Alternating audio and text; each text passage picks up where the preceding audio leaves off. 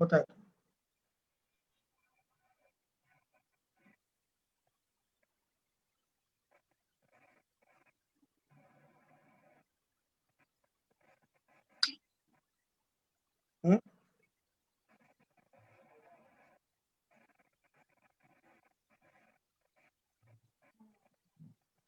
Start. नमस्कार. सार्वजनिक गणेशोत्सव समिती गुरुग्राम तर्फे आपल्या सगळ्यांचं स्वागत आहे.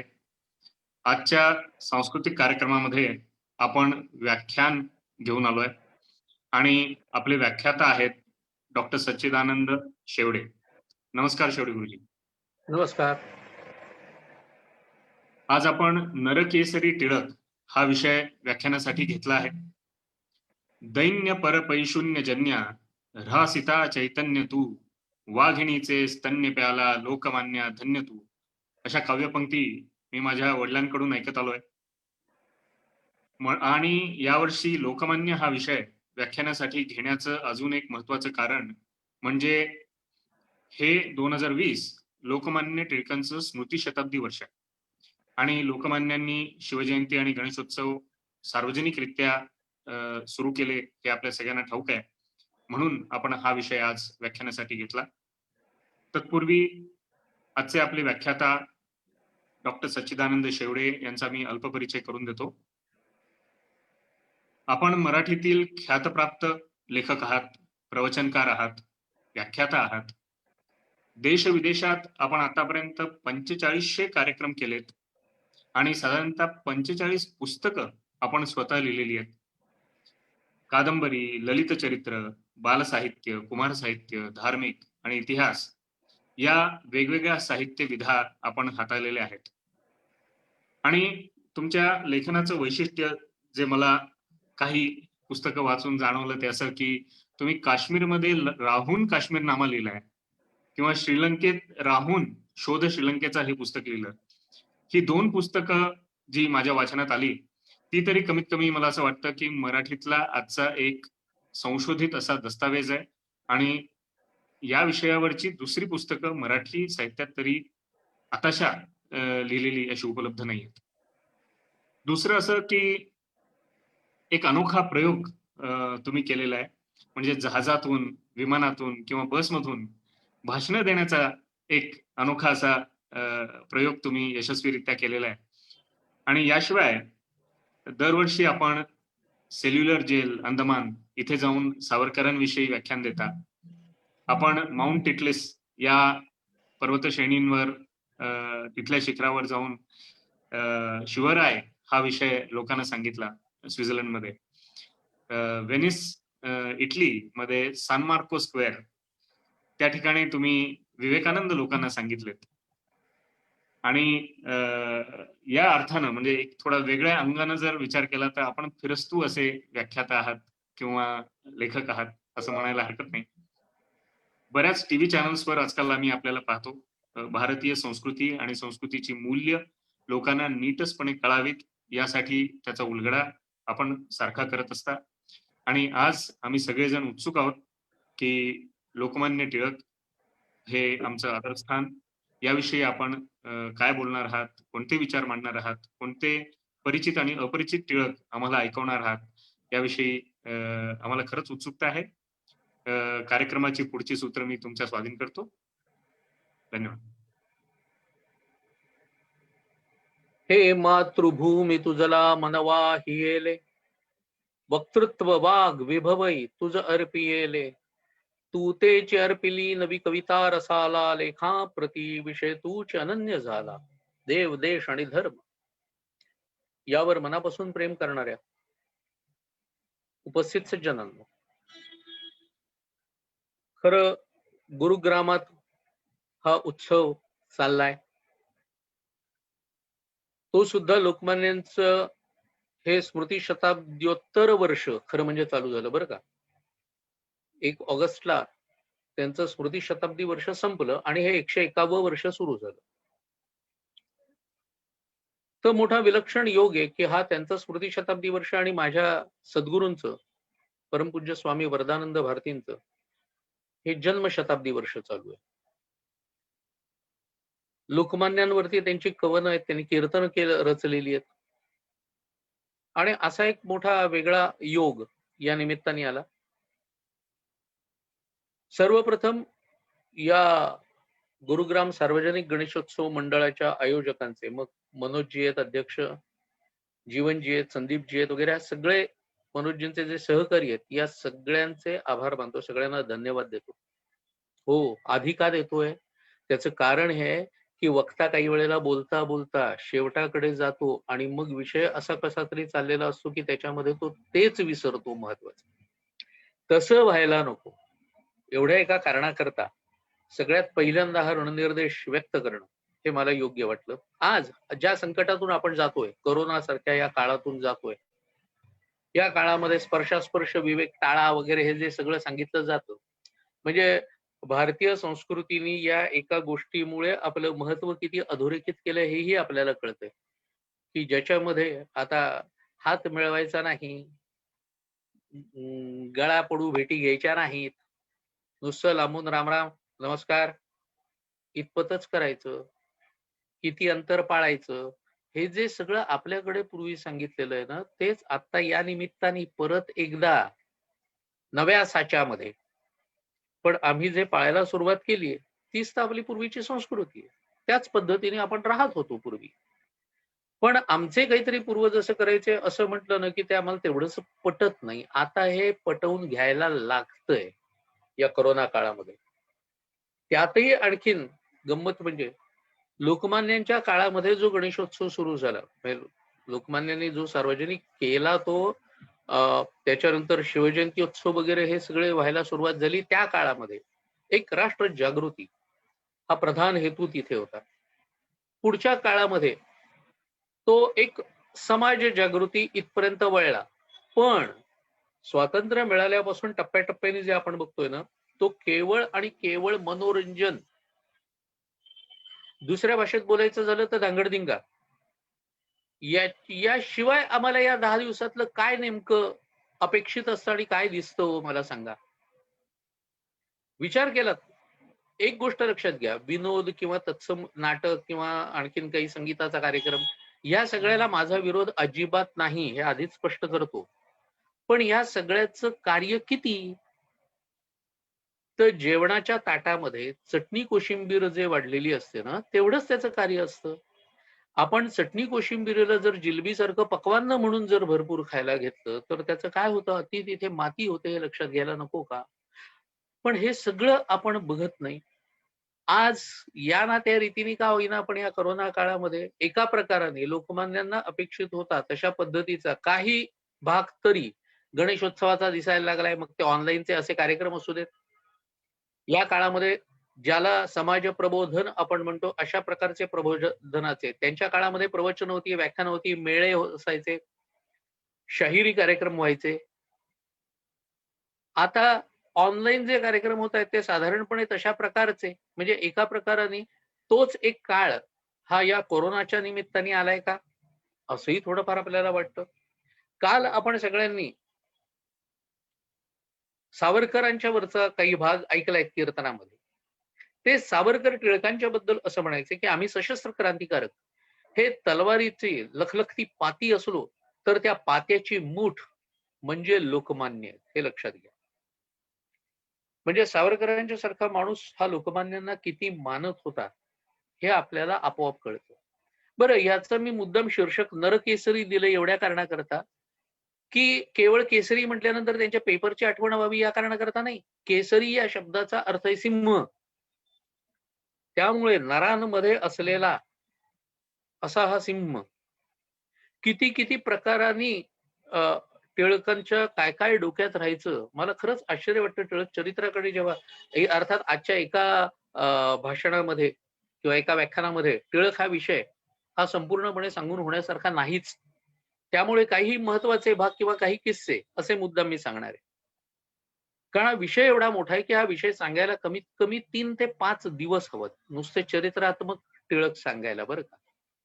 बाकीचे भाग सांगायला तर आणखीन किती वेळ लागेल किती नाही ते तर सांगता येणं हे मोठं कठीण आहे. 23 जुलै 1856 ला गंगाधर पंत आणि पार्वतीबाईंच्या पोटी या मुलाचा जन्म झाला रत्नागिरीमध्ये. आईनी या मुलाच्या जन्मापूर्वी सूर्योपासनेचं व्रत केलेलं होतं आणि त्यामुळे जणू काही त्या सूर्याच्या कृपेमुळे हा मुलगा आपल्याला झाला अशी धारणा ही माता पित्यांची होती. मुलाला नाव जे बालपणीच ठेवलं गेलं ते होतं केशव. हे नाव त्यांच्या पणजोबांचं होतं बरं का. पण झालं काय, आई मात्र प्रेमाने सतत बाळ म्हणायची. पुढे ते बाळ इतकं चिकटलं ना त्या नावाला की पुढच्या काळात अनेकांना असं वाटायचं की यांचं मूळ नाव बहुतेक बळवंतराव असावं बरं का. काही मोठे लोक त्यांना त्यांचे जे समकालीन होते ते बोलताना बळवंतराव म्हणून सुद्धा हाक मारायचे आणि तसा उल्लेख करायचे. पण मुळातलं नाव होतं केशव. ते जाऊन बळवंतरावही राहिलं नाही आणि फक्त राहिलं ते बाळ. बाळ गंगाधर टिळक. आणि म्हणून भारतीय इतिहासामध्ये लाल, बाल आणि पाल ही त्रयी आपण नेहमी ऐकलेली असते. आजच्या मुलांना विचारलं तर इतिहासाबद्दलचं घोर अज्ञान एवढंच होतं. लाल, बाल आणि पाल म्हणजे कोण असं विचारलं नाही सांगता येत आजच्या तरुण पिढीला. हे आमच्याकडचं असलेलं कुठेतरी वैषम्य आहे. मी नेहमी असं म्हणत असतो की 15 ऑगस्ट आता नुकताच जो झाला हा आपला स्वातंत्र्य दिन. हा स्वातंत्र्य दिन आमच्याकडे आम्ही काय ऐकत असतो शाळा आणि महाविद्यालयांच्या मधून की 15 ऑगस्ट 1947 ला भारताला स्वातंत्र्य मिळालं. मिळालं असं सहज मिळते कोणती गोष्ट? दान मिळतं सहजपणे, भिक्षा मिळते सहजपणे. स्वातंत्र्य हे त्यापैकी आहे. मग मिळालं असं म्हटल्यानंतर पुढच्या पिढीच्या मध्ये त्याबद्दलची जी एक भावना असायला पाहिजे ती भावना उमलून येतच नाही. म्हणून आम्ही नेहमी म्हणतो की किमान पुढच्या पिढीला हे शिकवा की 15 ऑगस्टला भारताने स्वातंत्र्य मिळवलं. बघा एकाच अक्षराचा फरक, मिळालं आणि मिळवलं. पण मिळवलं, मिळवलं या शब्दामध्ये ओज आहे, तेज आहे, पराक्रम आहे. मिळालं मध्ये काय आहे हा विचारच केला जात नाही. मग त्या काळच्या लोकांच्याकडे बघणं आणि त्यांच्या चरित्राकडे बघणं हा भाग आपल्याकडे कुठून होणार? ही अवस्था आहे. त्यांचे आजोबा जे होते रामचंद्र पंत, हे त्यांची पत्नी गेल्यानंतर एकाएकी त्यांना विरक्ती आली आणि ते काशीला निघून गेले. इथे आपल्याला नातू झालाय, तो मोठा होतोय, कुठून तरी कानावरती आलं असेल नसेल माहिती नाही. 1857च्या धामधुमीमध्ये ते तिथेच होते, उत्तरेतच होते. जेव्हा परत आले त्यावेळेला या मुलाच्या मुंजीचा वगैरे जो काही भाग होता यावेळेला ते तिथे आलेत आणि मग घरी मात्र काही काळ ते राहिलेत. आणि तसं राहत असताना त्या 1857च्या धामधुमीचा सगळा भाग हा या आपल्या नातवाला त्यांनी मुद्दाम ऐकवला. त्याला सांगितलं. कुठेतरी मनाची मशागत होणं हा जो भाग आहे ना, लक्षात घ्या. इतक्या लहान वयापासून कुठेतरी कानावरती हे पडतंय की कशा पद्धतीने उत्तरेमध्ये ही धामधूम उडलेली होती आणि स्वातंत्र्य युद्ध हे एक कसं लढलं गेलं याबद्दलचे संस्कार हे इतक्या लहान वयातच कुठेतरी मनामध्ये रुजले त्या मुलाच्या. आणि मग कालांतराने काही काळ घातल्यानंतर मग आजोबा परत तिथून निघाले आणि मग पुढच्या काळामध्ये मात्र त्यांनी संन्यास घेतला. वडील स्वतः शिक्षक होते. शिक्षकाचे आणखीन पुढे जात जात ते असिस्टंट डेप्युटी एज्युकेशन इन्स्पेक्टर सुद्धा झाले. त्यामुळे सतत बदलीची नोकरी असायची. घरी असायचे त्यावेळेला या मुलाला संस्कृत उत्तमपणे शिकवायचे. त्याचप्रमाणे ते स्वतः गणिती होते. गणितामध्ये त्यांची अधिक रुची असल्यामुळे आपोआप ते कुठेतरी संस्कार टिळकांच्या वरती झालेत आणि टिळक स्वतः उत्तम गणिती बनले. त्याच्या मागे कुठे न कुठेतरी त्यांच्या वडिलांचा हात असणार एवढं नक्की. आई तर टिळक जेमतेम 10 वर्षाचे होते त्याच वेळेला आई गेली आणि त्यांच्या 16व्या वर्षी त्यांचे वडील सुद्धा गेले. एकदा असं झालं होतं की वडील कादंबरी हे संस्कृत नाटक वाचत होते. त्या छोट्या बाळाने ते पाहिलं आणि त्याला असं वाटायला लागलं की आपल्याला ते वाचायला मिळायला हवं. आता मुळात संस्कृत पुस्तक हा मुलगा कसा वाचणार? बरं वाचलं तरी आता या वयात त्याला काय कळणार आहे असं वाटून त्याने वडिलांना विचारल्यानंतर वडिलांनी एकदम नाही म्हणण्याच्या ऐवजी त्याला सांगितलं मी तुला एक गणित घालीन, तेवढं गणित सोडवून दाखव की मग हे पुस्तक तुला वाचायला देतो. आणि मग वडिलांनी एक कठीण गणित त्याला घातलं.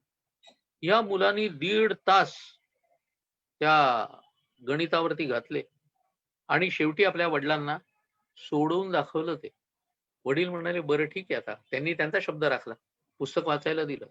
लहान वयात अमरकोश अर्ध्याहून अधिक पाठ झालेला होता या मुलाचा. इतकंच आहे, टिळकांनी पुढच्या काळामध्ये कधी काव्यरचना केलेली नाही. काही जण विचारतात की सावरकरांसारखे टिळकांनी काही काव्यरचना केली का? म्हटलं नाही. त्यांना तेवढा वेळ मिळाला नसेल, काहीही असेल, किंवा हाडाचे कवी नव्हेत. पण महाविद्यालयीन काळामध्ये, अगदी सुरुवातीच्या काळामध्ये टिळकांनी काही संस्कृतामध्ये काव्यरचना केलेली मात्र सापडते. पण ते तेवढ्या पुरतच राहिलं. त्याच्या पुढच्या काळामध्ये मात्र तसं काही झालं नाही. शाळेत असताना गणितामध्ये एवढे हुशार की शाळेत असताना शिक्षकांनी फळ्यावरती एखादं गणित घातलं की हे चटकन उत्तर सांगून तयार हो. सहजपणे उत्तर सांगून मोकळे व्हायचे. एक दिवस असंच झालं, शिक्षकांनी गणित घातलं, यांनी उत्तर सांगितलं. शिक्षक पुढे गेले आणि त्यांनी बघितलं तर वही कोरी. ते म्हणाले, गणिताचं उत्तर कुठे आहे? वहीवर. ते म्हणाले, तिथे नाहीये, इथे आहे. तोंडी गणित सोडवलेलं होतं. आज आपल्याला आश्चर्य वाटतं, पण लक्षात घ्या, त्या लहान वयामध्ये एखादा विद्यार्थी जेव्हा असं उत्तर देतो ना, त्यावेळेला त्या शिक्षकाला स्वतःचा अपमान वाटतो तो. आणि मग शिक्षकांनी जाऊन त्यांची तक्रार केली. यांनी शाळाच बदलली.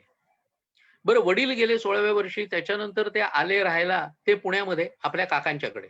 काकांची आणि यांची मात्र खूप चांगल्यापैकी गट्टी जमली. काका त्यांची खूप काळजी घ्यायचे आणि हे कुठचंही काम काकांना विचारल्याशिवाय करायचे नाही. पण हा टिळकांचा गणिताचा स्वभाव इतका राहिला पुढच्या काळात सुद्धा. अर्थात टिळकांचे अनेकविध पैलू आहेत तसं बघायला गेलं तर. अनेक अवधानं असलेला असा हा माणूस आहे आणि ते राखणारा.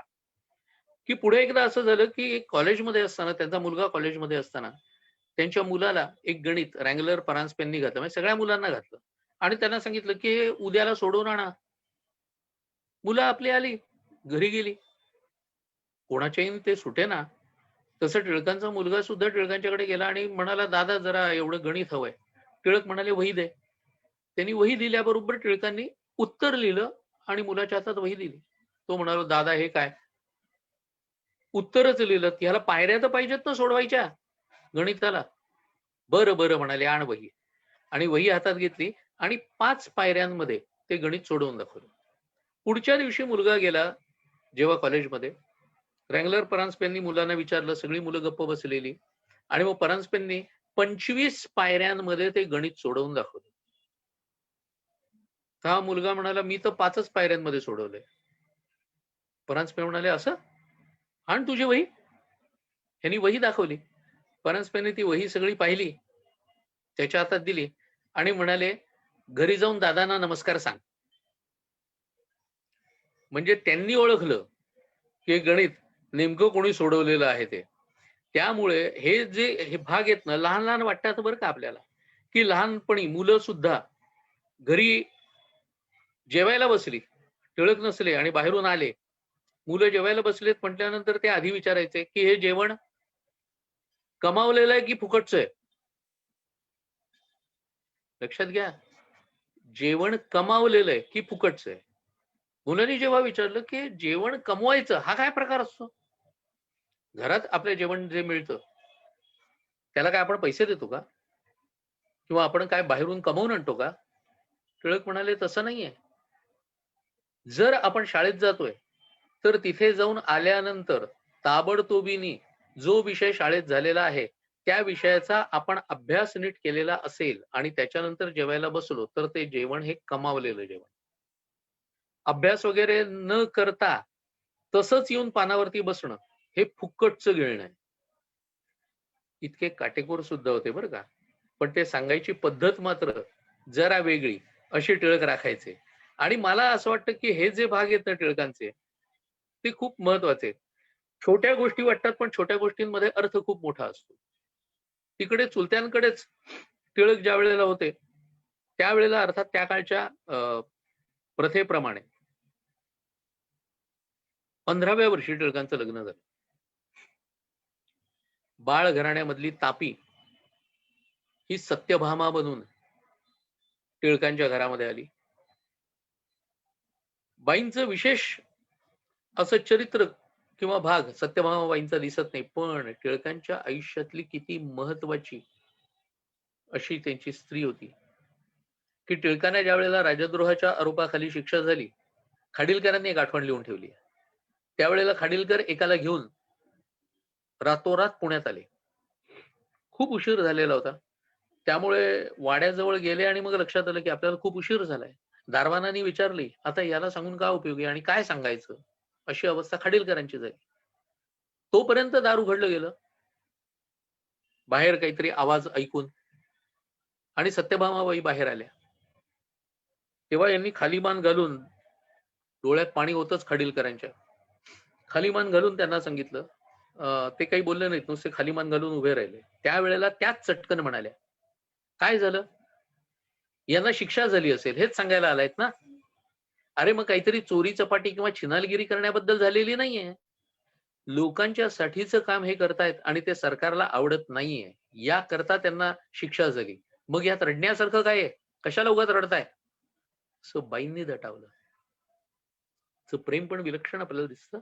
त्या काळामध्ये तर स्त्री पुरुष एकमेकाशी बोलूही शकायचं नाही. म्हणजे नवरा बायको यांचं संभाषण चाललंय, मोकळेपणाने फिरतायत वगैरे, हा तो काळ नाहीये, लक्षात घ्या.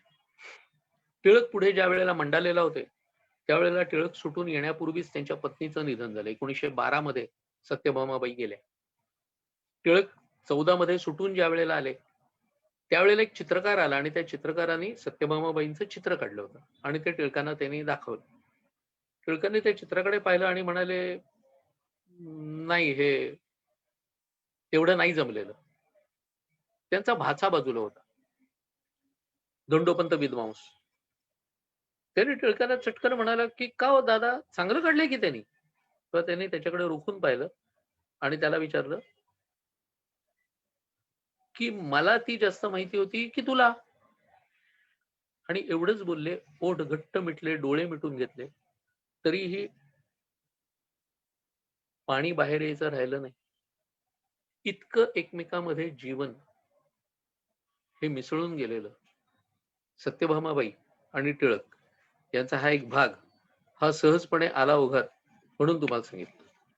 कॉलेजमध्ये असताना टिळकांनी पहिल्या वर्षी चक्क ड्रॉप घेतला, कारण तोपर्यंत त्यांचं शरीर हे अतिशय बारीक होतं आणि खूप बारीक असल्यामुळे विचार केला की पहिल्यांदा शरीर कमवायला पाहिजे.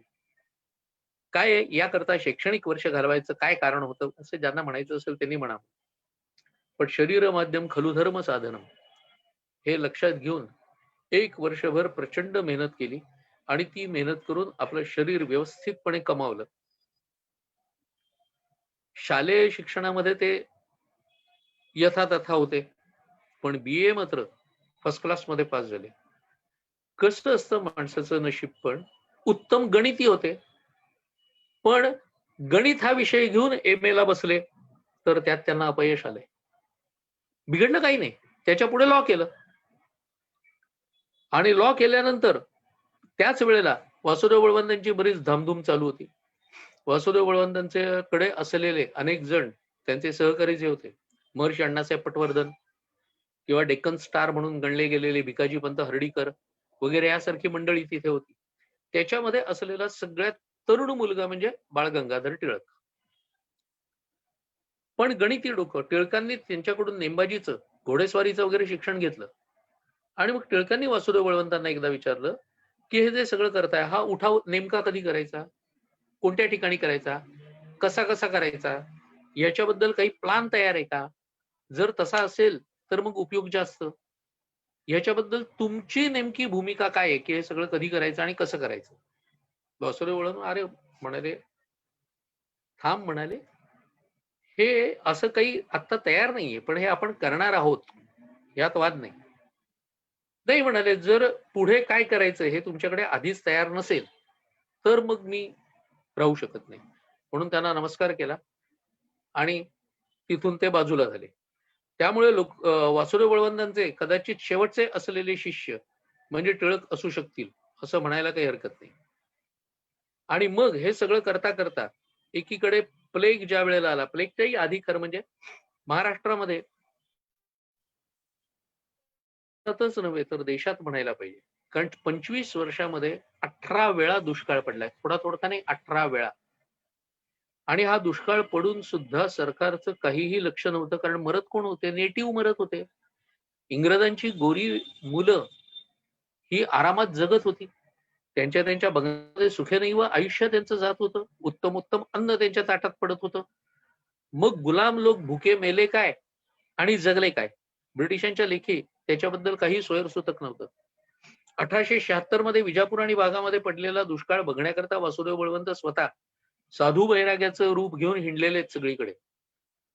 लोकमान्यांच्या डोक्यात कुठेतरी हा सगळा भाग, आणि म्हणून त्यांनी त्यावेळेला ते लोकमान्य नव्हते झालेले, खरं म्हणजे राष्ट्रीय स्तरावरचे नेते सुद्धा नव्हते.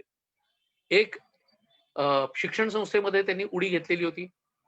तत्पूर्वी त्यांना मिळालेला त्यांचा एक मित्र म्हणजे आगरकर आणि टिळक ही जोडगोळी होती. पुढे तात्विक कारणामुळे ही जोडगोळी वेगळी झाली.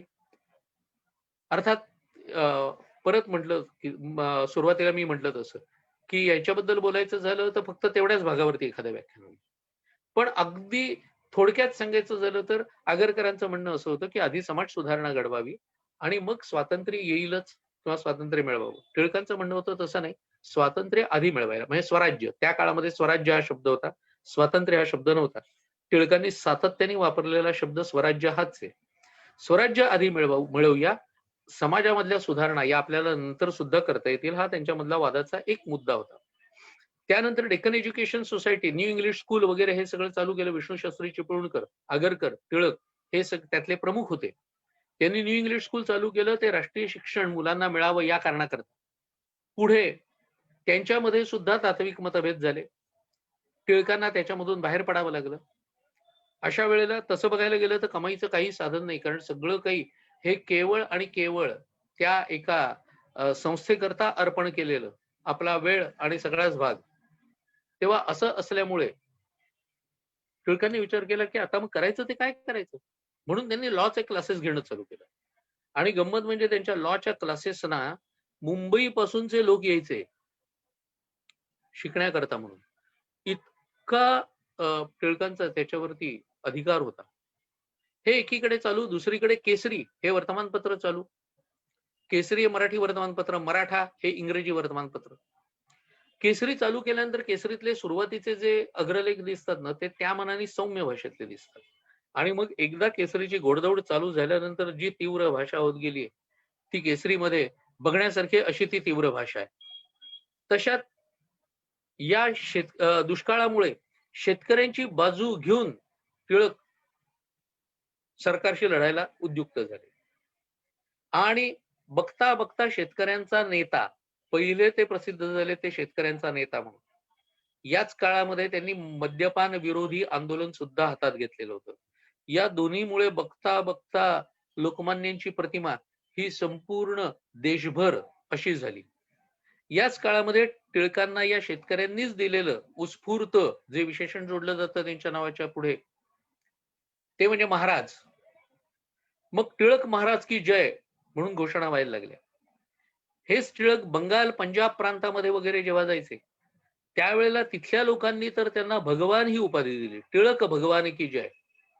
अशा रीतीने त्यांचा जय. मला सांगा, हे भाग्य कोणत्या नेत्याच्या वाट्याला आले हो? महाराज किंवा भगवान यासारख्या उपाध्या कोणत्या नेत्याच्या वाट्याला, आणि तेही सर्वसामान्य लोकांच्याकडून मिळालेल्या या पदव्या. या कोणाकडून पदरात पाडून घेतलेल्या नाहीत, पैसे देऊन कोणाला सांगितलेलं नाही की अशा पद्धतीने मला बोला वगैरे. पण तरी सुद्धा या एका गोष्टीमुळे टिळक सगळीकडे प्रसिद्ध व्हायला लागलेले होते. आणि असं करता करता दुसरीकडे त्याच वेळेला त्याच्यानंतरच्या काळामध्ये प्लेग हा एक रोग आला, ग्रांथिक सन्निपात असं त्याचं एक नाव. आणि हा रोग जो पहिल्यांदा आला तो मुंबईमध्ये आला, आणि मुंबईची हवा बहुतेक त्याला मानवली नसावी, तो पुढे पुण्यामध्ये आणि नंतर नाशिकमध्ये पण पसरला. पुण्यामध्ये प्लेग पसरल्यानंतरची अवस्था फार मोठी कठीण झालेली होती. म्हणजे हा रोग संसर्गजन्य, आजचं जे संकट आहे ना कोरोनाचं, तशाच सारखं त्या काळातलं प्लेगचं होतं. फरक इतकाच की दोन्ही रोगांच्या मधला असलेला फरक, प्लेगमध्ये माणसाला ताप यायचा, त्यानंतर त्याच्या बगलेमध्ये आणि जांघेमध्ये गाठी व्हायच्या, त्या गाठी फुटायच्या आणि माणूस मरायचा. पण हा संसर्गजन्य रोग होता. तर अशा प्रकारचा हा रोग आल्यानंतर पुण्यामधले कित्येक नेते मंडळी या रोगाची भयावहता ऐकल्यानंतर पुणे सोडून पळाले होते. लोकमान्य मात्र पुण्यातच थांबले. नवे नवे लोकांचे मदत करायला लागले. आणि सुरुवातीला रँडनी जे सेग्रिगेशन कॅम्प उघडलेले होते त्याच्या सुरुवातीच्या धोरणाचं अगदी केसरीनी सुद्धा कौतुक केलेलं आहे, लक्षात घ्या. पण पुढच्या काळामध्ये या रँडच्या सोजिरांचे अत्याचार एवढे वाढायला लागले की सोजीर कसेही फिरायचे आणि हे लोकांच्या घरात दारामध्ये आतमध्ये सरळ शिरायचे, ते जोडे न काढता घरभर फिरायचे, देवघरात सुद्धा जोडे घालूनच जायचे, संडासात जे जोडे घालून जायचे तेच जोडे घालून घरभर हे त्या काळात न पटणारा भाग होते बरं का. आधी जोडे घालून घरात जाणं. आता कसं, आता आपण सुधारलेलो आहोत, आता आपण खूप प्रगती केलेली आहे, त्यामुळे आपण जोडे घातल्याशिवाय ब्रेकफास्ट करायला बसत नाही. बाहेरून आलेले जोडे आपण आपल्या घरात सहजपणे वावरतो, फिरतो. जरी सायन्स असं सांगतं की माणसाच्या जोड्याला किती प्रकारचे जंतू लागलेले असतात, तरी सुद्धा या पद्धतीने आपण काही वागणं सोडत नाही ही अवस्था. पण त्या काळात हे न पटणारा भाग होता आणि म्हणून लोकांच्या मध्ये क्षोभ निर्माण व्हायला लागला. बरं, घरातल्या पुरुषांना जबरदस्तीने बाहेर काढायचे आणि कॅम्प मध्ये त्यांना नेऊन सगळे कपडे काढून त्यांची तपासणी व्हायची. इतकंच नाही, स्त्रियांची सुद्धा तशीच तपासणी करायला सुरुवात केली त्यांनी. म्हणून मी मगाशी मुद्दाम सांगितलं ते गोळे कुठे यायचे, ते हे सांगण्यामागचा हेतू तो होता. हे पाहिल्यानंतर सगळीकडे क्षोभ हा प्रचंड मोठ्या प्रमाणावरती उसळला. त्यावेळेला मग केसरीनी मात्र प्रचंड हल्ला केलेला आहे पेपरमधून. इतकंच नाही तर त्या काळात नेमस्त लोकांचा, मवाळ लोकांचा असलेला सुधारक नावाचा जो पेपर होता, सुधारक म्हणजे आजच्या भाषेत बोलायचं झालं तर पुरोगामी, तर ते त्या काळचे सुधारक, या सुधारकांचा सुधारक याच नावाचा पेपर होता. तो सरकारबद्दल असं काही फार मोठं लिहायचा नाही, सगळं कसं मवाळ शांत गोडगोड अशा पद्धतीचं असायचं. त्या सुधारकांनी सुद्धा या प्लेग मध्ये जे अत्याचार होत आहेत त्याच्या विरुद्ध आरोळी ठोकली, म्हणजे त्यांनाही ते सहन होईना. इतकं सगळं व्हायला लागल्यानंतर त्याच वेळेला आलेला जो शिवजयंती उत्सव होता, त्या उत्सवामध्ये चापेकरांनी एक काव्य, चापेकर बंधू ज्यांनी रँडला पुढे मारलं, त्यांनी एक काव्य, आणि त्या काव्याच्या खाली कवीचं नाव काय लिहिलं होतं माहिती का? निशाणी भवानी तलवार. हे काव्य त्यांनी तिथे म्हटलं. काव्याचं शीर्षक होतं शिवाजींचे उद्गार, हे त्या काव्याचं शीर्षक होतं. आणि मग ते म्हणतायत की शिवाजी महाराजांच्या काळामध्ये परिस्थिती काय होती आणि आताची परिस्थिती काय झाली. तर महाराजांच्या काळामध्ये होती काय विषाद वक्र नयने पाही परस्त्री कुणी, म्यानातून सहस्र तीक्ष्ण असिका बाहेर ये त्या क्षणी. आता अग्निरथात संधी बघुनी हस्ते स्त्रिया ओढिती, षंढांनो करिता कसे सहन हे लावून घ्या दादती. अहो, ऐकल्यानंतर अख्खी सभा स्तब्ध झाली ना. कारण मंचावरती नातू, टिळक यासारखे मोठमोठे लोक बसलेले, आणि मग टिळक म्हणाले की दुसऱ्यांना षंढ म्हणणं सोपं असतं, पण षंढ म्हणणाऱ्याच्या अंगात जर काही पौरुष असतं आणि कुठेतरी आपल्याला एखादा मार्ग मिळाला अशी भावना त्या चापेकरांची झाली. आणि मग पुढे चापेकर बंधूंनी रँड आणि आयर्स या दोघांना मारलं, ते त्यातून झालं. पण अर्थात यामध्ये टिळकांचा कुठचाही संबंध नसतानाही टिळकांनी जे 2 अग्रलेख लिहिलेले होते, तेवढ्या अग्रलेखाच्या करता म्हणून सरकारचे डोके ठिकाणावर आहे काय आणि राज्य करणे म्हणजे सूड उगावणे नव्हे, या 2 अग्रलेखांच्या बद्दल टिळकांना पकडलं. आणि तसं पकडल्यानंतर मग त्यात ते कवितेचं पण आलंच. ही कविता छापली, ही कविता कोणाची होती? पत्रकारितेचा किती महत्वपूर्ण संकेत टिळकांनी पाळला आहे ते लक्षात घ्या. त्यांनी सांगितलं आम्ही ते नाव उघड करू शकत नाही, पत्रकारितेचे काही संकेत आहेत, त्याच्यानुसार गोपनीयता हा एक संकेत आहे. या अग्रलेखांच्या बद्दल लोकमान्यांना 1.5 वर्षाची शिक्षा झाली. ही राजद्रोहाच्या आरोपाखाली झालेली ही पहिली शिक्षा.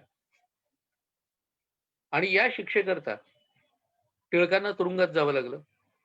पण असं असलं तरी हे टिळक बाहेर आल्यानंतर असं म्हणालेत बरं का, की काही वेळेला न लिहिलेल्या अग्रलेखाबद्दल सुद्धा मी शिक्षा भोगलेली आहे.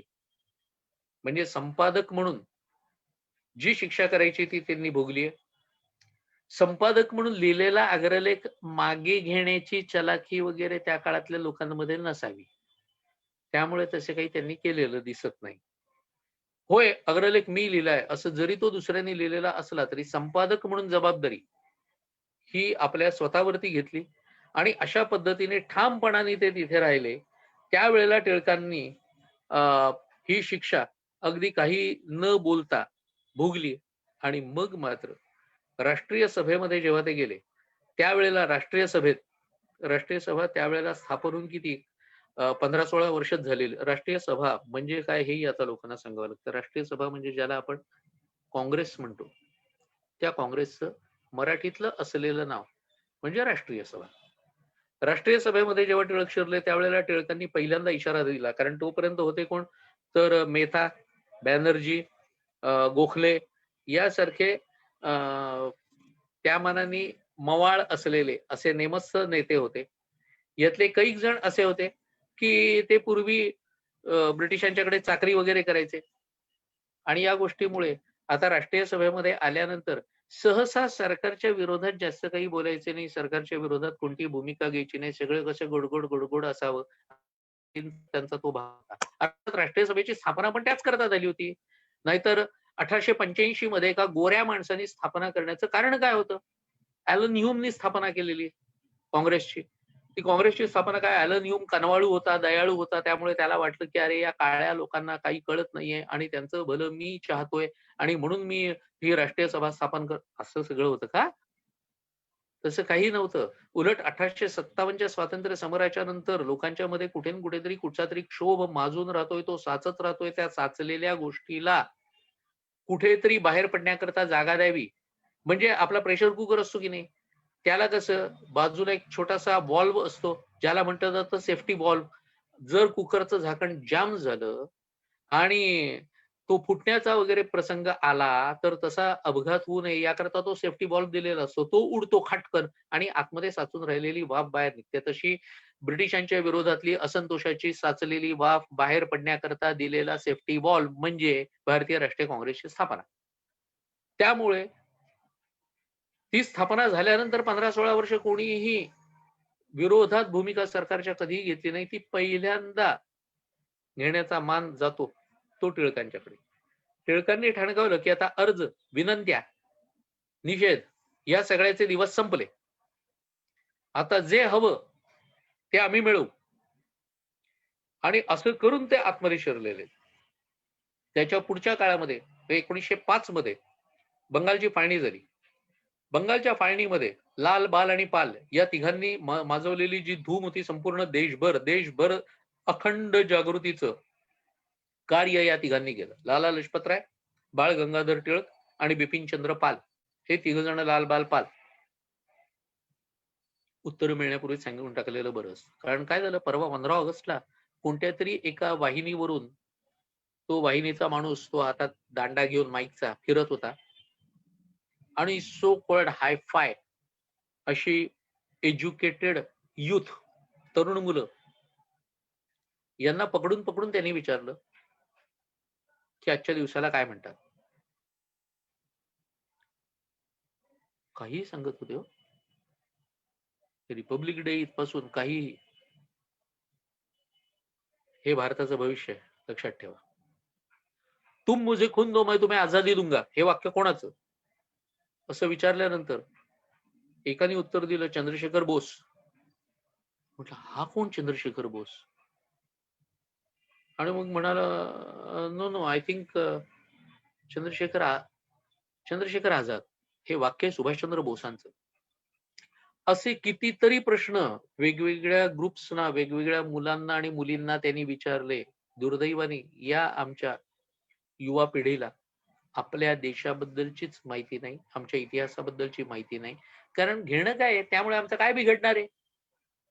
पण वर्तमान काळामध्ये जर आपल्याला भविष्य उत्तम घडवायचं असेल तर भूतकाळाचा अभ्यास करणं हे गरजेचं असतं.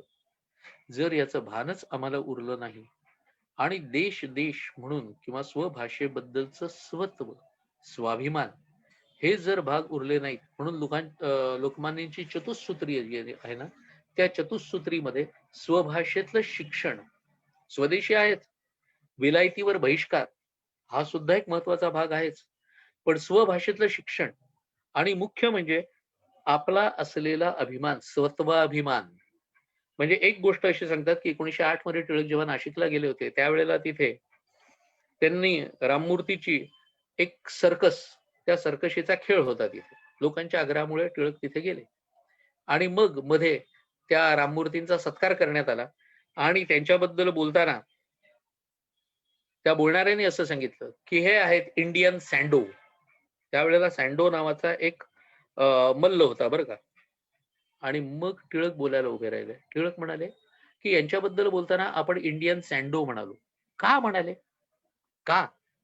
आपल्याकडे आपल्या परंपरेने आपल्याला भीमासारखा बलशाली वीर दिलेला आहे. मग आपण यांच्याबद्दल बोलताना हा भारतीय भीम आहे, आधुनिक भीम आहे असं का नाही म्हटलं? वाटल्यास सँडोला युरोपीय भीम असं आम्ही म्हणू, पण याला मात्र आधुनिक भीम असं आम्ही का नाही म्हणत? याला म्हणतात स्वत्वाचा अभिमान असतो. लक्षात घ्या. आज आपल्याला आपला पश्चिम किनारा जो आहे त्या पश्चिम किनाऱ्यावरती असलेल्या समुद्राबद्दल आजही काय शिकवलं जातं? आता स्वातंत्र्य म्हणून इतकी वर्ष झाली, आजही आम्हाला शिकवलं जातं ते त्याला अरेबियन सी म्हणतो, अरबी समुद्र. का हो? अरबस्थानाचा आणि आपल्या देशाचा संबंध काय? आपल्या देशाच्या एवढ्या मोठ्या विस्तृत पश्चिम किनाऱ्यावरती येऊन आदळणारा समुद्र हा अरेबियन सी म्हणून आम्ही का शिकतो शाळेमध्ये किंवा कॉलेजमध्ये? याला आम्ही पश्चिमी समुद्र का नाही म्हणत? कारण स्वातंत्र्यापूर्वी ते म्हणायचे म्हणून आम्ही तेच म्हणतो, अरेबियन सीच म्हणतो. पूर्वेकडे असलेला जो समुद्र आहे त्याला बंगालचा उपसागर का म्हणतो? कोट्यवधी हिंदूंना पूज्य असलेली गंगा जिथे जाऊन मिळते त्याला आम्ही गंगा सागर का नाही म्हणत? आणि खाली दक्षिणेकडे असलेला जो महासागर आहे त्या महासागराला हिंदी महासागर म्हणतो. हिंदी नावाची कोणती जमात आपल्याकडे राहते मला सांगा? हिंदी ही भाषा आहे ना. मग आम्ही त्याला हिंदू महासागर असं का नाही म्हणत? मनातच येत नाहीत आमचे हे विचार. कारण पूर्वी जे आलंय ना ते तसंच पुढे चालवावं. किती पुढे चालवावं असं होतं माहितीये? लोकमान्यांचं प्रसिद्ध वाक्य कुठचं असं कोणालाही विचारलं तर स्वराज्य हा माझा जन्मसिद्ध हक्क आहे आणि तो मी मिळवणारच असं सहजपणे सांगितलं जातं. मुळात हे वाक्य आहे इंग्रजीतलं.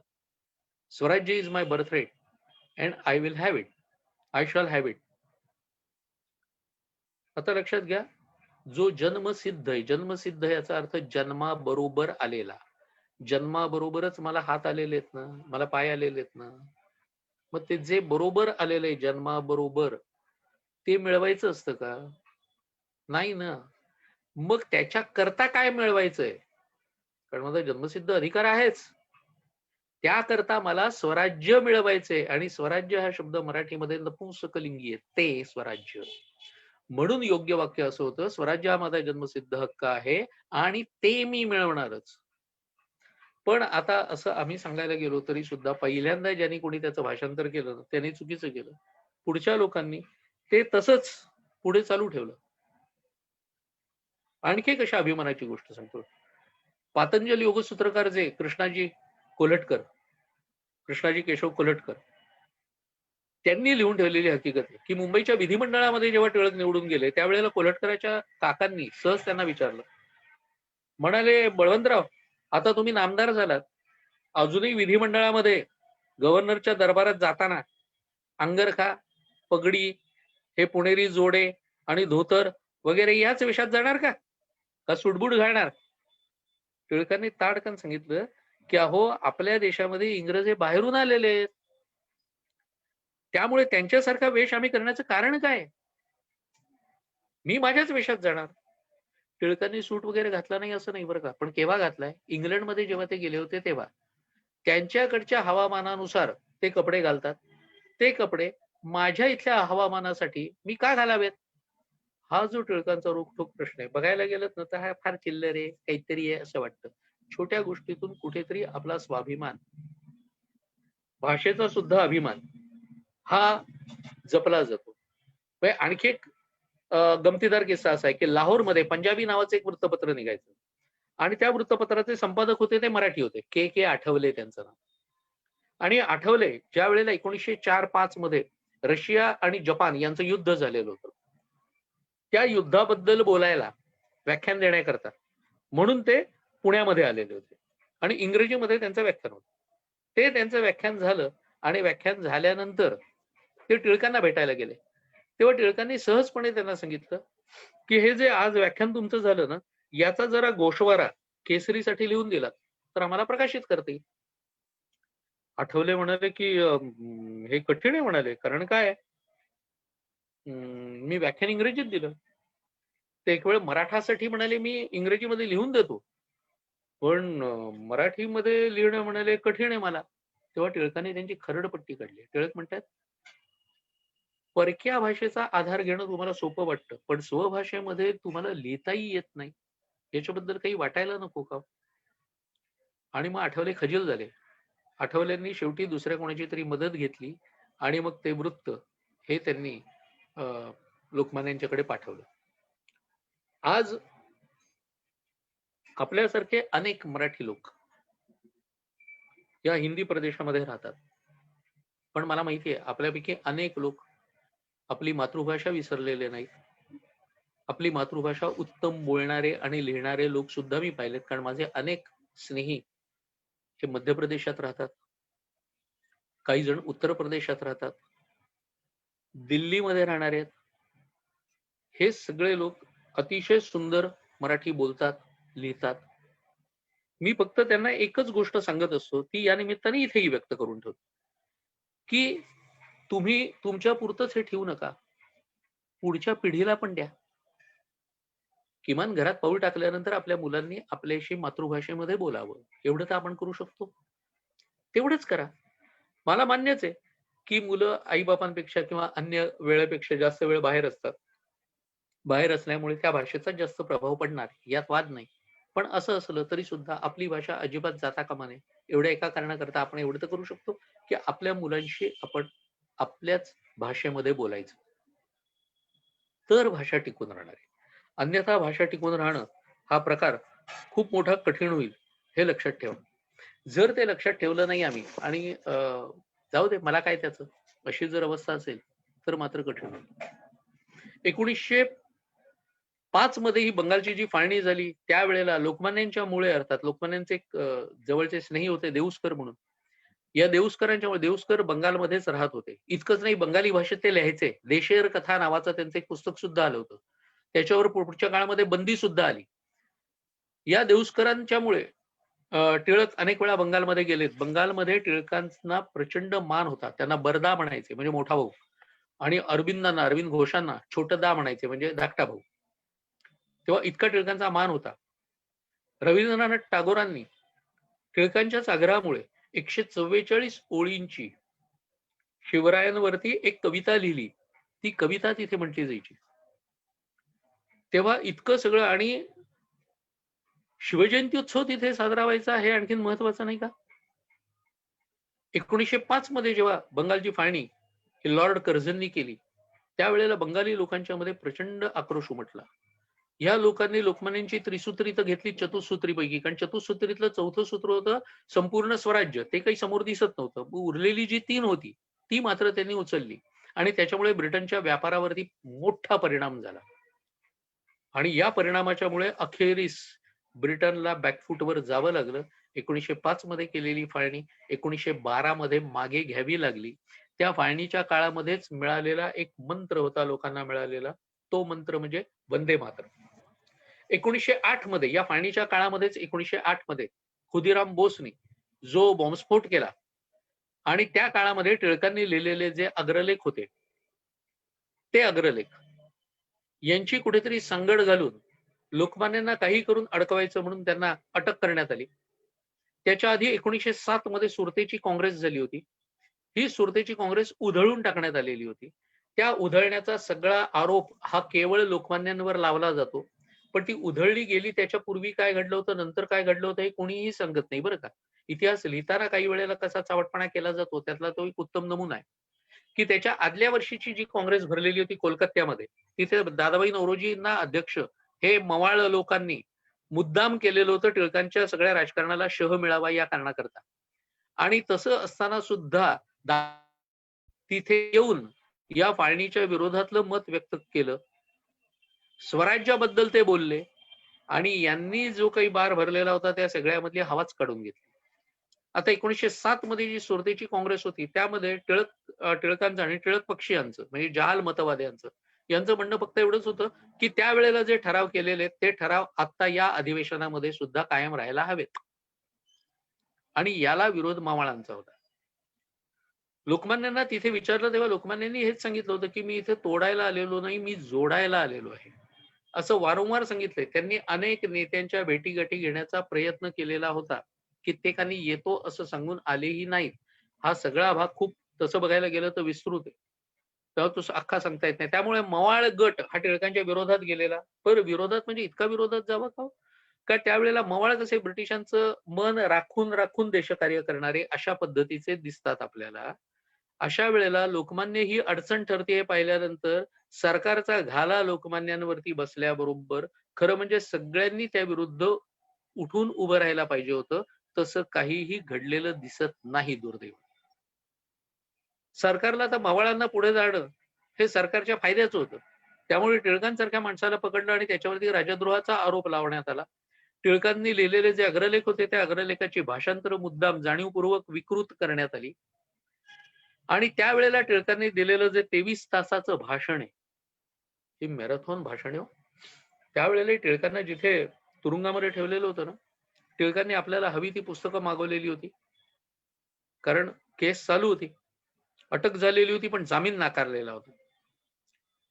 मग त्या पुस्तकांचा रात्री ते बसले अभ्यास करायला. त्यातली टिपणं काढण्यापेक्षा कोणत्या गोष्टी हव्यात त्या पुस्तकामध्ये खूण घालून ठेवायचे ते. हे सगळं करताना पाऱ्यावरती जो सार्जंट होता, 10च्या नंतर दिवा बंद करायचा म्हणून तो आला. त्याला टिळकांनी सांगितलं दिवा राहू दे, तू खुशाल झोप म्हणाले. मी काही इथून जात नाहीये. सकाळी उठ, रात्री किंवा मध्ये जाग आली, मला झोप आली तर मी तुला हाक मारून सांगेन, मग दिवा बंद कर. बरं म्हणाला तो. पहाटे 5 वाजता लोकमान्यांनी त्याला हाक मारली. उठून पाहिलं तर 5 वाजले आणि त्यावेळेला त्यांनी शेवटचं पुस्तक खूण घालून हातावेगळं करून ठेवलेलं होतं. हे पाहिल्यानंतर तो आश्चर्यचकित झाला. हे सगळं पुस्तकं घेऊन लोकमान्यांनी आपली बाजू खणखणीतपणे मांडली. त्यांच्या जामीनकीच्या अर्जावरती सुद्धा जिनांनी त्यांचं वकीलपत्र घेतलं होतं. मोहम्मद अली जिनांनी सांगितलं तर आश्चर्य वाटेल, कित्येकांनाही माहिती नसतं. पण जिना हे त्यांच्या पूर्वायुष्यामध्ये सुरुवातीच्या काळामध्ये ते टिळकवादी होते. होम रूल चळवळीतही सामील झालेले होते. आता जिनांनी एवढा युटर्न का घ्यावा हा सगळा आणखीन एक वेगळा आणि एका वेगळ्या व्याख्यानाचा विषय होईल, इतका मोठा आणि विस्तृत विषय. तेव्हा लोकमान्यांनी ते 23 तासाचं भाषण केलं, पण आधी ठरवल्याप्रमाणेच लोकमान्यांना नाहीतरी शिक्षा द्यायची होती. कारण 6 वर्षाचा दीर्घ काळ हा माणूस देशापासून कुठेतरी दूर राहिला की लोकांच्या मनातून आपोआप उतरेल, या एका कारणाकरता लोकमान्यांना दिलेली ती शिक्षा आहे. लोकमान्यांना शिक्षा जेव्हा जाहीर झाली मुंबईमध्ये, मुंबई हायकोर्टात, त्यावेळेला गिरणी कामगारांनी मोठा दुखवटा पाळला. सगळ्या गिरणी कामगारांचे नेते परत त्यावेळेला कोण होते? लोकमान्य. लोकमान्यांना सगळे जण मानायचे म्हणून लोकमान्य तेल्या तांबोळ्याचे पुढारी असं म्हटलं जायचं. ते त्यामुळे सर्व जातीय सगळे लोक लोकमान्यांच्या मागे उभे होते. गिरणी कामगारांनी 6 दिवसाचा संप केला. लोकमान्यांच्या शिक्षेच्या प्रत्येक वर्षाला 1 दिवस, असं 6 वर्षाची शिक्षा ना 6 दिवसाचा संप असा करण्यात आला. काही ठिकाणी दगडफेक झालेली आहे. टिळकांना तिथून मुंबईहून ताबडतोब हलवलं ते साबरमतीला आणि साबरमतीहून त्यांना मंडालेच्या तुरुंगामध्ये हलवण्यात आलं. मंडालेला टिळक जिथे राहत होते ती खोली मोठी होती. त्यांना स्वयंपाकाकरता म्हणून कैदीच एक पुरवण्यात आलेला होता, जो तिथून आलेला साबरमती गुजरात मधून आलेला एक गुजराती कैदी होता. त्यानंतर एक येरवडा तुरुंगामधला असलेला कुलकर्णी नावाचा एक कैदी, त्याला तिथे पाठवण्यात आलेलं होतं त्यांचं स्वयंपाक करण्याकरता, स्वयंपाकी म्हणून. आणि तो परत आल्यानंतर मग एक उत्तर भारतीय असा कैदी तिथे पाठवण्यात आलेला होता. मंडाले मधलं हवामान इतकं विलक्षण, त्याच्याबद्दल टिळकांनी तक्रार नाही केलेली, पण तक्रार पुढच्या काळामध्ये सुभाषचंद्रांनी केली. त्यामुळे आपल्याला कळतं की सुभाषचंद्र म्हणतात की कसं काय टिळकांनी इथे एवढं मोठं लेखन केलं, याचं आश्चर्य वाटतं. कारण अवस्था अशी आहे की उन्हाळ्यामध्ये लाही होते अंगाची. बरं, धुळीची वादळ ही इथे कायमची आहेत. त्यामुळे नुसता श्वास घेतला तरी श्वासावाटे धूळ जाते. अन्न समोर ठेवलेलं असलं तरी अन्नात धूळ असते. एकूण फिरताना सुद्धा कोठडीमध्ये धूळच सर्वत्र दिसते. या धुळीच्या वातावरणामध्ये लोकमान्यांनी गीता रहस्यासारखा ग्रंथ कसा लिहिला असेल याचं मला आश्चर्य वाटतं, असं सुभाषचंद्र नमूद करतात, हे लक्षात घ्या. पण लोकमान्यांनी तिथे राहून पुण्यामधून आपल्या संग्रहातली काही पुस्तकं मागवायला सुरुवात केली. तिथे राहिल्या लोकमान्य म्हणतात की 3 भाषा शिकलो. स्वतःच पुस्तकं आणून अभ्यास करून. फ्रेंच, जर्मन आणि पाली. यापैकी फ्रेंच भाषेवरती प्रभुत्व नाही मिळवता आलं, पण जर्मन आणि पाली भाषेवरती मात्र प्रभुत्व मिळवता आलं, असं तेच नमूद करतात. तो जो स्वयंपाकी होता ना त्यांचा, तिथे मिळायचं काय? तांदूळ आणि मसुराची डाळ, हे रोजचं खायला.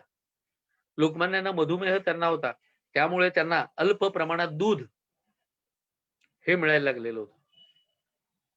लोकमान्यांनी त्याला सांगितलं की तू खालच्या दर्जाचा कैदी असल्यामुळे जे मिळतंय अन्न ते फार वाईट आहे, सडका तांदूळ त्याला मिळायचा. तर म्हणाले त्यापेक्षा मला जो बरा तांदूळ आणि बरी डाळ मिळते ना, त्यातलंच तू पण खा. त्या कुलकर्णींनी आपल्या आठवणीत लिहिलंय की माझ्याकरता लोकमान्य कमी जेवायचे. बरं त्यातूनही काही उरलं तर बाहेर पाखरांना सहजपणे ते देऊन टाकायचे. ती पाखरं सुद्धा एवढी सोकावली की ती पिंजऱ्यातून आत यायची आणि कित्येक वेळेला लोकमान्यांच्या अंगाखांद्यावर सुद्धा बसायची. अशा वेळेला एकदा ते जेलर तिथे आलेला असतानाच त्यांनी हे दृश्य पाहिलं आणि त्यांनी टिळकांना विचारलं की हे तुम्हाला काही करत नाहीत, अगदी अंगाखांद्यावर खेळतायत? तर टिळक म्हणाले हो, कारण मी काही त्यांना पकडत नाही, मी त्यांना खात नाही, त्यामुळे त्यांना त्याची बरोबर सवय झालेली आणि म्हणून मुक्तपणे माझ्या अंगाखांद्यावरती ते बसतात. पुस्तकं मागवताना सुद्धा ती पुस्तकं चेक करून दिली जायची. त्या पुस्तकांमध्ये राजकीय भाग काही येत नाही येणं वगैरे, हे सगळं कशावरची पुस्तकं आहेत हे चेक केलं जायचं आणि मगच पुस्तकं टिळकांना पाठवली जायची. थोडी म्हणता जवळपास 400 पुस्तकं ही तिथे त्यांच्या कोठडीपर्यंत गेलेली होती आणि या सगळ्याचा अभ्यास करून त्यांना लिहायला मात्र दौत आणि लेखणी दिली नाही बरं का. त्याऐवजी त्यांना शिसपेन्सिल दिली जाईल. या माणसाने शिसपेन्सिलीने तो अख्खा ग्रंथ लिहिलाय बरं का, गीता रहस्य हा. आणि जेव्हा सोडण्यात आलं त्यांना ना, त्यावेळेला तो गीता रहस्य त्यांना देण्यात आलेला नव्हता, तो खूप नंतर पाठवला गेला पण नंतर. त्यामुळे लोकमान्य जेव्हा परत आले त्यावेळेला त्यांना विचारलं होतं त्यांच्या भाच्यानेच, मला असं वाटतं की ते बाळ गीता रहस्याचं जर सरकारने परत दिलंच नाही तर लोकमान्य म्हणाले अरे तू लिहिलाय मीच ना, त्यामुळे कागदावरचा तिथला सरकारकडे राहायला तरी काही हरकत नाही, पण इथे जो आहे तो परत एकदा लिहून काढता येईल. आणि इतकी स्मरणशक्ती तीव्र होती बरं का त्यांची. एकाच वेळेला 8 ते 10 लोकांच्या बरोबर 8-10 विषयावरती ते बोलायचे. तो किती एकेका गुणावरती खरं म्हणजे काही बोलता येईल. इतके भाग आहेत टिळकांचे की एखाद्या संस्कृत नाटकावरती चर्चा करायचं करत दुसरा कोणीतरी कोणत्यातरी पुस्तकामधली महाभारतामधली वगैरे काही शंका विचारायला आले तर त्याला उत्तर द्यायचे. तिसरीकडे कोणीतरी कायदेविषयक काहीतरी विचारायला यायचं तेव्हा त्याच्याशी ते सहजपणे बोलायचे. चौथीकडे कोणीतरी काँग्रेसचं कुठचं तरी काम घेऊन यायचा, त्याच्याशी काँग्रेसच्या कामकाजाबद्दल ते बोलायचे, राजकारणाबद्दल बोलायचे. असं करत करत परत मूळ आपण त्या संस्कृत नाटकाबद्दल बोलत होतो ना, म्हणून जिथे थांबले होते तिथून पुढे चालू करायचे. 20,000 पुस्तकं त्यांच्या संग्रहामध्ये होती. पण कोणत्याही पुस्तकावरती खोडा करून ठेवलेल्या नसायच्या बरं का. उलट ती पुस्तकं सगळी डोक्यामध्ये राहिलेली, वाचलेली. इतकी स्मरणशक्ती त्यांची विलक्षण होती की नुसतं टिळकांच्या स्मरणशक्तीवरती लिहिता बोलता यावं. इतकी अवधानं सहज सांभाळणारा अशा प्रकारचा हा माणूस होता. त्यामुळे ते ज्या वेळेला सांगतात ना की अख्खा गीता रहस्य माझ्या डोक्यात आहे. ह्या सगळ्या राजकारणाच्या उठारेटीतून वेगवेगळी राजकारण खेळलीही जात होती. टिळकांच्या बाजूनी खेळली जात होती, टिळकांच्या विरोधी खेळली जात होती. तुरुंगवास वगैरे भोगत असून, केसरीचे संपादक असून एकीकडे केसरी चालू होता. हे सगळं करत असून दुसरीकडे वेदांग ज्योतिष सारखा ग्रंथ लिहिणं, ओरायन लिहिणं, आर्क्टिक होम इन वेदाज लिहिणं, हा सगळा अभ्यास वगैरे हा सगळ्या करताचा भाग हा टिळकांनी केव्हा केला असेल, कसा केला असेल, या सगळ्याचं आज आश्चर्य वाटण्यासारखी परिस्थिती. पण हे सगळं काम एकच माणूस करत होता. हे जर आजच्या काळात कोणाला सांगितलं, अहो आमची मुलं साधी शाळा आणि कॉलेजला जाणारी सुद्धा क्लासला जाऊन आली म्हणून दमली, असं आईबाप सांगतात ना काही वेळेला. का रे भाषणाला मुलाला नाही घेऊन आलास, असं जर आम्ही विचारलं, नाही हो दमतो तो आजकाल, काय आहे शाळा आहे मग त्याचे क्लासेस पण आहेत आणि मग दमायला. तरुण मुलं दमतात तर आम्ही 60च्या जवळ जाऊन आता पोहोचलेलो.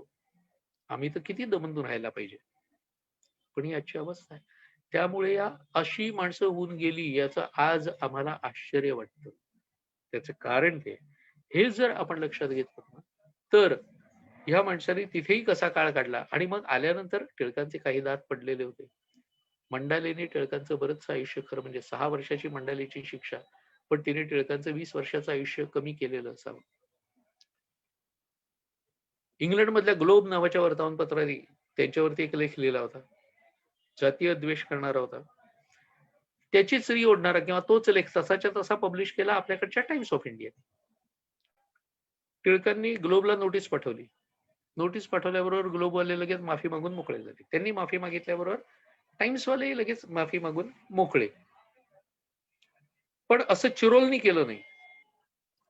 चिरोलनी आपल्या पुस्तकामध्ये टिळकांच्या बद्दल लिहिताना फादर ऑफ इंडियन अनरेस्ट असा अपमानजनक उल्लेख केलेला, भारतीय असंतोषाचे जनक.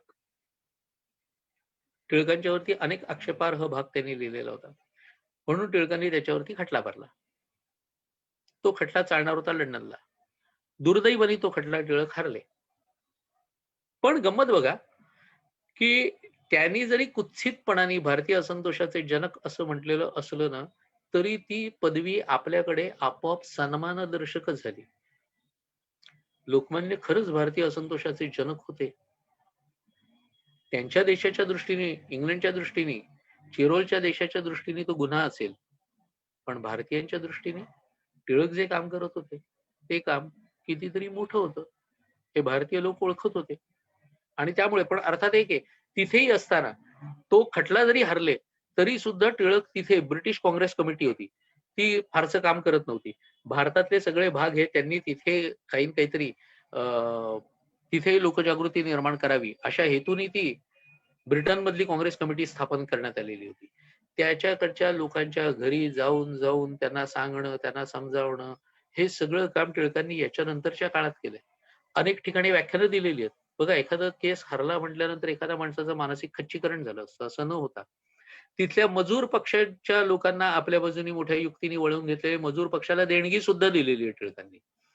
तेव्हा हे सगळं काम हे तिथे राहून त्यांनी केलं.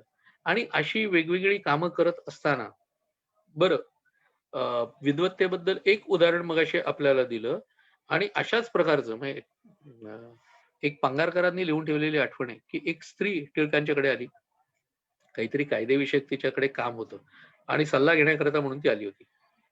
अपिला करता काही कागदपत्र स्वतः घेऊन आली. टिळकांनी ती कागदपत्र बघता बघता तिला काही काही विचारायला सुरुवात केली. ती बोलायला लागली आणि फार पाल्हाळीक बोलत होती. टिळक खाली फक्त ते कागदपत्र बघत होते. अत्यंत आवश्यक वाटलं तरच एखादा प्रश्न ते विचारायचे. बाकी तिचं बोलणं जणू त्यांच्या कानात आतमध्ये शिरतही नव्हतं. 1.5 तास ती बाई बोलत होती बरं का, 1.5 तास. एकदाही टिळकांनी मानवरती केली नाही. सगळ्यात शेवटी फक्त त्यांनी तिला सांगितलं की ठीक आहे, करून ठेवतो, नंतर येऊन घेऊन जा. पांगारकर असं म्हणतात की 15 मिनिटांनी जर ती स्त्री येऊन त्यांच्यासमोर उभी राहिली असती ना, त्यांनी ओळखलं नसतं, कारण त्यांनी तिच्याकडे पाहिलंच नाही. जर पाहिलंच नाही तर ओळखणं कुठून? अशा पद्धतीने एकीकडे काम करत ह्या माणसाशी, आणि त्याचबरोबर सामान्यांशी सलगी, शेतकऱ्यांच्या बद्दल सांगितलंच, कामगारांच्या बद्दल सांगितलं. ज्यावेळेला सुटून आले ना टिळक, त्यावेळेला वजनही कमी झालेलं, म्हणजे दुसऱ्या राजद्रोहाच्या खटल्यातून विश्रांती घेण्याकरता म्हणून सिंहगडावर गेले. तर सिंहगडावर ते ज्या वेळेला असायचे त्यावेळेला दुधाचा रतीब घालणारा जो नेहमीचा माणूस होता ना, तोही आता खूप म्हातारा झाला होता. पण त्या म्हाताऱ्याने टिळक तुरुंगात जेव्हा गेले तेव्हा ते ऐकल्यापासून ते लवकर सुटावेत या कारणाकरता दर सोमवारचा उपास धरलेला होता. तो उपास सोडण्याकरता आणि टिळकांना बघण्याकरता म्हणून तो गडावर जायला निघाला. पण आता म्हातारपण झालंय, त्यामुळे त्याला गडावर जाणंही शक्य नव्हतं. मग त्याच्या मुलांनी एक हारा आणला, त्या हाऱ्यामध्ये आपल्या बापाला बसवलं आणि तो हारा घेऊन तो जायला लागला. टिळकांना वरती ही बातमी कळली. त्यांनी, त्यांची तब्येत बरी नव्हती, खरं म्हणजे चालायलाही त्रास होत होता, पण तरी सुद्धा ते तसेच गड उतरायला सुरुवात केली त्यांनी, आणि मध्ये कुठेतरी या दोघांची भेट झाली. तो म्हातारा टिळकांना पाहिल्याबरोबर उठून आला आणि खाली वाकायला गेला. तो टिळकांनी त्याला छातीशी धरलं, कट्ट मिठी मारली, पण त्याला पाया पडू दिलं नाही. कण्हेरीची फुलं आणली होती त्याने टिळकांच्या पायावर वाहण्याकरता. तीही त्यांनी वाहू दिली नाही. मग तिथेच बसले दगडावरती गप्पा मारायला. तोपर्यंत आजूबाजूचे शेतकरी कातकरी मंडळी सगळी आली. त्यांनी मुद्दाम टिळकांसाठी घरचा खवा आणलेला होता.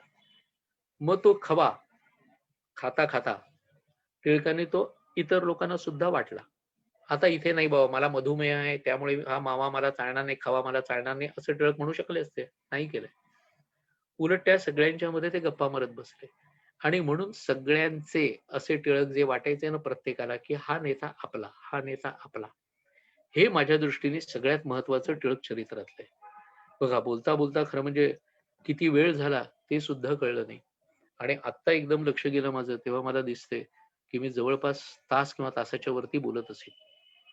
पण हरी अनंत हरिकथा अनंता असं ज्याप्रमाणे म्हटलं जातं ना, त्याचप्रमाणे टिळक सावरकरांच्या सारख्या क्रांतिकारकांचं होतं की यांच्याबद्दल बोलणं असं एखाद्या भाषणामध्ये होण्यासारखं नसतं. खूप काही गोष्टी सांगाव्याशा वाटतात, पण अर्थात वेळ त्याच्याकडे सुद्धा आपल्याला बघावं लागतं, हे सगळ्यात महत्वाचं. आणि त्यामुळे परत कधीतरी योग आला तर आपल्याला इतर क्रांतिकारकांच्याही कथा या सांगायला मला आवडतील, भारतीय क्रांतीवीरांच्या. कधी रामायणावर बोलण्याचा योग आला तर रामकथा किंवा कृष्ण कथा ही सुद्धा सांगायला आवडेल. का भागवत मी करतोच, त्यामुळे भागवत कथा हा आणखीन एक आवडता भाग आहे. याशिवाय छत्रपती शिवरायांच्या बद्दल बोलणं, हे सगळे कुठे न कुठेतरी असलेले जवळचे आणि निगडीत असलेले असे विषय आहेत, जे विषय लोकांच्या समोर मांडायला आवडतात. कधी काळी तशी वेळ आलीच. हा, आणि काश्मीर मगाशी उल्लेख झालाच, तो काश्मीर ज्याच्यावरती माझी डॉक्टरेट आहे, या काश्मीरचा भाग हा सगळा बोलणं, लंका, तर हे सगळे भाग आनंद असतो या बोलण्यामध्ये. लोकांच्या पर्यंत आपण विचार पोचवत असतो, आणि हे विचार पोचवणं याच्यामुळेच ही बॅटन रेस असल्यासारखं आहे. आम्ही नेहमी असं म्हणतो, ही बॅटन रेस आधीच्या पिढीकडून पुढच्या पिढीकडे हे बॅटन, विचारांचं बॅटन हे जायला पाहिजे, त्यांच्याकडून आणखीन पुढे जायला पाहिजे.